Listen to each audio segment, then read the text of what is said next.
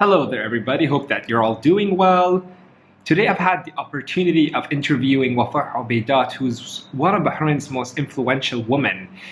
Only at the age of 29, she has accomplished so much, and she is now the founder of Obai, Sukkar, and Barrel and Drum, which is a wooden watch and glasses company. And these are one of the glasses that they make, which is pretty funky. Anyways, we dig deep into entrepreneurship, sports, lifestyle, her ironman training, which is insane with somebody who has so many responsibilities and somebody who's running a huge PR firm in the country. So check it out, get inspired, get pumped. Hope you like this. My first kind of business was a magazine, an online magazine called Sketchbook, which I started in 2009 in London when I was just a student. I turned my apartment into a studio. I literally used the kitchen, the living room, my bedroom, like there were people everywhere. I really worked with volunteers to put together this publication that I thought, a publication that I've always dreamt about. And Sketchbook was an illustration-based publication that really drew out the stories of the people that we wanted to interview who we did not have access to at the time. So Sketchbook became one of the fastest growing digital magazines in 2009 in the UK, which was amazing. However, I had no business experience, so a lot of the revenue I was generating, I was kind of spending it just, sporadically, paying interns or paying for food or paying for my rent, and I felt that I wasn't, looking back now, I just didn't have a lot of education in business management. However, I was very passionate. I love generating ideas. I love working with people and collaborating with people. And very organically, I got a call from Carnaby Street, who offered us a pop-up store. They said, we love the idea of this magazine that you have.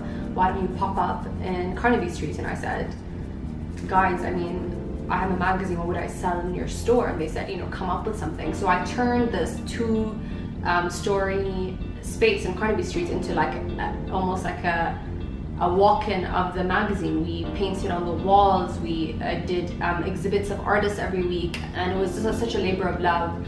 And we had educational programs every day talking about fashion, blogging, illustration. There were workshops, and the space became a very kind of Studio 54 feel. And Carnaby Street informed us that we generated over 10,000 visitors in 2 months, and that was probably the most I've ever worked in my life. Like, I did not even have a weekend or a day to myself.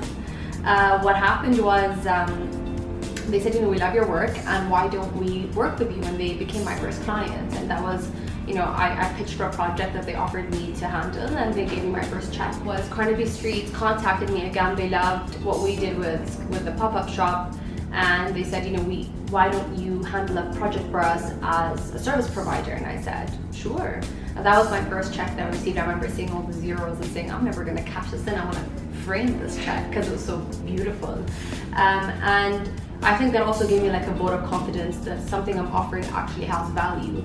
And I went back to the drawing board and I said, I'm getting offered this amount of money to offer a service, which is exactly what I love to do, which is, idea generation, creative directing, working in a team, providing artwork, and really putting together a campaign. And I said, why don't I start a communications firm that's focused on that? And that's how Obai started off. I was able to get paid and pay some of the volunteers I was working with at the time through Sketchbook. And I just took one client at a time back in London. Funnily enough, my clients after Carnaby Street were all Hady women. So they would hear about my work and come to London, and they'd meet me in Selfridges and be like, can you create a website for us? Can you put together another magazine for us? We love Sketchbook. And Sketchbook became my really successful case study. I was able to kind of create a successful product and show it off to my potential clients. After about doing it for 2 years, in 2010, I said, I'm really homesick, and I found myself flying back and forth to Kuwait and Qatar, which is where most of my clients were based. and I said I want to make the move back because I find that there's a lot more opportunity here for the type of creative director that I am, especially as a woman speaking and dealing with other women. It was really easy. And I made the move back in 2010, right before the drama that happened in Bahrain, which was not very strategic. However, everybody needs marketing, everybody needs communications, especially when businesses are, going through a hard time. That's actually where people want to spend more on marketing because they want to raise awareness. So in our first year, we did really well. I hired 2 staff members. I hired my first accountant, which was incredible because I was again able to see all the different patterns and all the, what services I should actually be focusing on that generated me most of my income. And Bahrain was incredible. I managed to get a free workspace at the Bahrain Financial Harbour because I negotiated a service exchange with the landlord. I provided him PR services in exchange for the space. I didn't get my CR, my commercial registration, but I managed to have an office space in a landmark location in Bahrain, and I think that really helped position me not just as an emerging communications firm, but as somebody to be reckoned with. And I think it really I really leveraged on that space, and I think when clients came to meet me, it made up for my young age because they'd be like, well, she could afford a space on this floor, so I'm sure that she must be good for it. She must be doing really well. I'm really grateful for the person who gave me the space, Hady. He was my mentor for the longest time. He was very supportive, and I think he got a kick out of seeing us grow. I walked in a one-man show, and I walked out after 3 years with a 10-member team, and I think he loved seeing me grow. And there was a lot of expenses that he kind of hid from me that I wasn't aware of, and I think he did it because he just wanted to be supportive. And I'm really grateful to him, and I think we need more people in Bahrain that have the opportunity to help emerging entrepreneurs by just providing them with a space to run their businesses, or advice, or mentoring. And I think that's why I love doing talks at universities or writing articles. It's because I feel this really deep need to pass on my information and pass on my failures to others so they can learn and grow. So since 2010, it's been 6 glorious years. We've worked with over 30 accounts across 4 countries. We're still a steady, mostly women-based team, so everyone who walks in is like, there are so many women here, and I'm like, I have my women's army. I'm raising an army. I have a fantastic team. I wouldn't be where I was today if it wasn't for them, working the same amount of hours as me. I pick my team so carefully. They're so dedicated. They're so charming. They have great personalities, and I'm really thankful for the teams that I have. Last year, we took a really strategic decision to kind of, I'd say about a year and a half ago, to really expand our service and product portfolio, just because we were getting to the stage where I still am quite obsessed with growing. And I think once you have a strong base of a business, it's much easier to kind of layer all these different services or products on top of it and think about how to grow. And in a market as small as Bahrain with so much potential, it can be a little bit scary or off-putting to put all your eggs in one basket and just depend on one business. So our goal is just to kind of make sure that we have multiple revenue streams coming from different places. So the first product that we launched is Barrel and Drum. It's a line of wooden eyewear and watches. Again, it's not like a rocket science genius idea.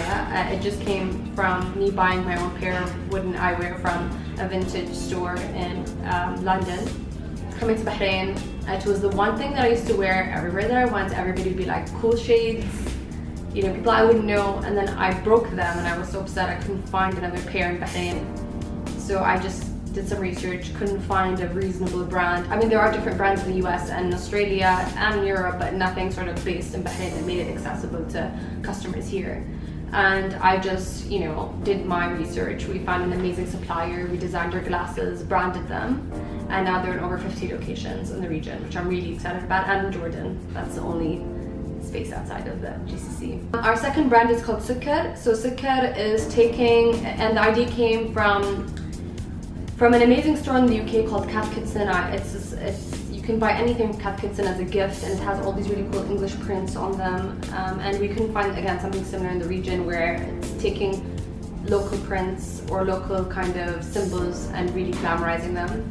So we have a lot of carrier brands now. So backpacks, laptop cases, home cases, and that's in over 30 locations in the region as well. In my spare time, when I have a few hours to myself, I'm training for, every year I like to kind of take on a big challenge. So this year I'm turning 30, so I was like, oh my God, I have to do something really challenging this year. And you know, it kind of breaks the routine as well. So like instead of work, gym, or it's an exciting challenge. So I got into the triathlon at about March. I joined a coach called Greer. It's called G's training kind of team or squad. And she's a fantastic triathlon athlete herself, and she coaches people here in Bahrain. She's amazing. And what I like about G is she brings everybody together. So all of a sudden you find yourself making new friends because everybody in that group is really ambitious and wants to overcome this huge challenge and wants to learn about triathlon. And it's a combination of 3 sports, so it's swimming, cycling, and running. And the transition period, so you're transitioning between those 3 sports. So I've been training since March. It's definitely been, it's taken a toll, like, as in it's quite a commitment. You're putting in 8 to 10 hours a week. I mean, at minimum, some people, you know, can do up to 14 hours a week. But I'm really enjoying it. It's definitely like disciplining me here, and it's making me a lot more aware of my time. I'm a lot more thoughtful and appreciative if I have like an hour to myself now. But it's also really shifted my schedule. I think as Hady people, I'm just gonna like generalize here, but like we love to sleep in, and we love our sleep, and I think we're like generally a nation of night owls. Like we just love to stay up and then sleep in. But what happened with the half iron is I'm like up at 5 or 6 a.m. to do my training for swimming at least. And then on the weekends, that's where we get a lot of our biking done. So it's been incredible how my schedule has just shifted for the first time in my life. Like I'm up at 5 or 4, and my dad thinks I'm crazy. Like sometimes he sees me leaving on the weekends, like on Friday, he's like, it's 4:30, where are you going? And it's like still dark out. I'm like, I'm gonna go bike. And he's like, it's really like, that's insane, it's dark out. Like the first time he saw me, I think he had like a mini heart attack. But now he's really supportive. Like I think he gets a kick out of it. But it's been like an incredible journey, and I can't wait for December because I just I've been training since March. I think I'm gonna cry when I cross the finish line, if I do cross the finish line. Entrepreneurship it's really such a great time now to be an entrepreneur, or to get into entrepreneurship, or to get a better understanding of entrepreneurship, or just develop entrepreneurial spirit even if you have a job. Now more than ever, we need entrepreneurs to be active in all parts of our community, because entrepreneurs generate jobs. So they are able to problem solve. They're very resourceful people. They will, if you give them a problem, they can figure out a way to leverage on existing resources. And I think entrepreneurs now should be engaged on all aspects and across all industries, not just in our region, but in the world. And I believe that Bahrain has so much to offer in terms of supporting entrepreneurs. It's a little bit challenging to navigate it sometimes, but there are a lot of opportunities. There's a lot of subsidy support from the government. There's Temkeen, there's BDB, there's UNIDO. There's Tenmu. There's a lot going on for entrepreneurs right now, and I think my advice would be to really block out the negative noise. We get a lot of sometimes negative feedback from our families or our friends saying, you know, you're never gonna do this, or why are you, bothering yourself, or, and you need to learn to block out the noise and pursue your passion. I like what we discussed earlier, which is pathfinding and figuring out what you love to do it for a living, so you feel like you're not working. And I think the real success of life is to wake up and say, I'm excited to go to work. And you rarely hear from people sometimes. Like you could be surrounded with people who are like, oh, Mon, I don't want to go to work today. And just trying to block all that noise out and trying to like build your destiny, or create the space for you to be really creative and passionate. And I think just don't settle, don't take no for an answer. Everybody laughed at me when I said I would get a space at BFH. Everybody laughed at me when I said I would be an editor. Everybody thought I was ridiculous going into communications. Now that I'm expanding regionally, people think that it's too early, it's too fast, but I think I've learned to like listen to my gut and go for things that I want and make them actionable and set some goals. And I think it's an exciting time to be alive, and it's an exciting time to produce great work.